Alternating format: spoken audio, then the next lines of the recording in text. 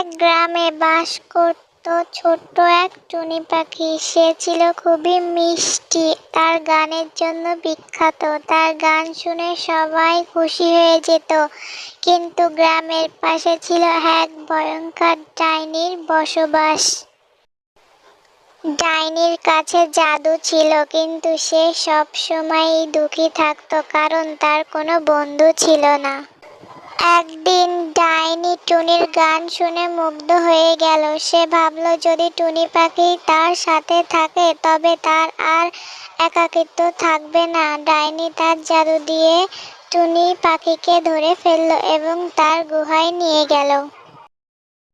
গুহায় এসে টুনি পাখি ভয় পেয়ে গেল, কিন্তু ডাইনি তাকে কিছু করল না, বরং সে বলল, তুমি যদি এখান থেকে আমাকে গান শোনাও, আমি তোমাকে মুক্তি দেব।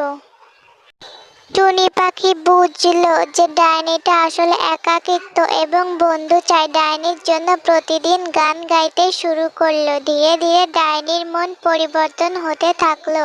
সে বুঝলো টুনি পাখি বন্দি রেখে তার সুখী হওয়া সম্ভব নয়। তাই একদিন সে টুনি পাখিকে মুক্তি দিয়ে দিল এবং বলল, তুমি আমার বন্ধু, তুমি মুক্ত, যখন খুশি তখন এসো।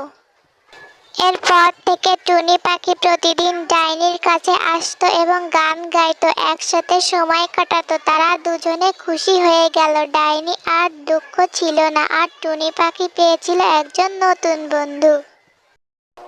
বন্ধুরা, আমার গল্পটি ভালো লেগে থাকে অবশ্যই আমার চ্যানেলটি সাবস্ক্রাইব করে লাইক কমেন্ট করো।